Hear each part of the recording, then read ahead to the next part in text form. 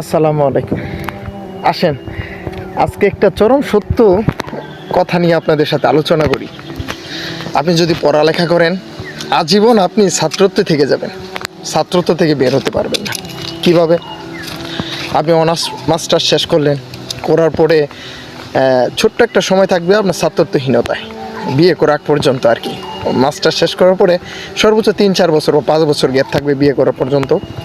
তো এই 5টা বছরে আপনি ছাত্রত্বহীনতায় থাকবেন, আর এর ম্যাক্সিমাম সময়ই আপনার ছাত্রত্ব অবস্থায় থাকতে হবে মৃত্যুর আগ পর্যন্ত।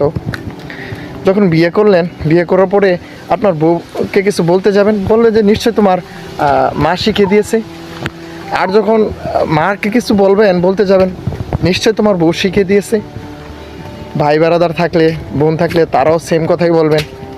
কিন্তু একটা দুঃখের বিষয় হচ্ছে আজীবন আপনি যত বেনিফিটই করেন না কেন, যত ডেডিকেশনই করেন না কেন, আপনি কিন্তু ভালো ছাত্র হতে পারবেন না।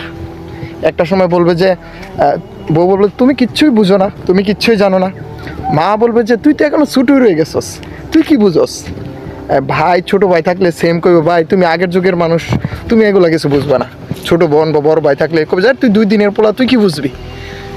আর যখন ছেলে মেয়ে হবে তারা বলবে যে বাবা তুমি কিছুই বুঝো না।